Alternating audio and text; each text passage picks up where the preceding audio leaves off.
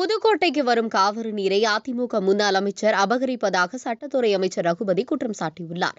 புதுக்கோட்டையில் திமுக சார்பில் நீர்மோர் பந்தலை துவக்கி வைத்த பின் பேசிய அவர், முன்னாள் சுகாதாரத்துறை அமைச்சர் சி. விஜயபாஸ்கர் காவிரி நீரை அபகரித்து தனது கல்லூரிக்கும் வயல்வெளிக்கும் கொண்டு செல்வதாக சட்டத்துறை அமைச்சர் ரகுபதி பரபரப்பு குற்றச்சாட்டை முன்வைத்துள்ளார்.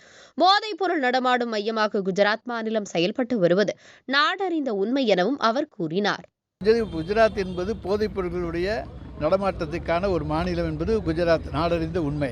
ஏன்னா அங்கே இருக்கக்கூடிய துறைமுகங்கள் வழியாகத்தான் வெளிநாடுகளிலிருந்து நம்முடைய இந்தியாவிற்கு போதைப் பொருட்கள் வருகின்றன. அங்கிருந்து தான் பல மாநிலங்களுக்கு கடத்தப்படுகின்றன.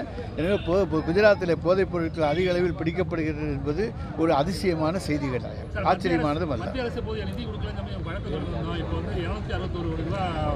அதான் யானை பசிக்கு சோளப்பொரி என்று எங்களுடைய தலைவரும் இளந்தலைவரும் சிறப்பாக அதை சொல்லியிருக்கிறார்கள். அது எந்த மூளைக்கு பத்துங்கிறத நீங்களும் யோசித்து பார்க்க வேண்டும் என்று கேட்டுக்கொள்கிறேன்.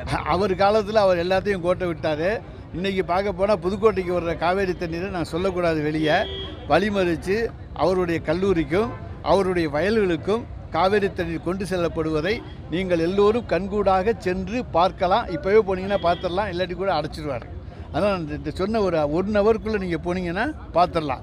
வயலுக்கு காவேரி தண்ணியை பயன்படுத்தக்கூடிய ஒரே நபர் புதுக்கோட்டை மாவட்டத்தில் மரியாதைக்குரிய விஜயபாஸ்கர்.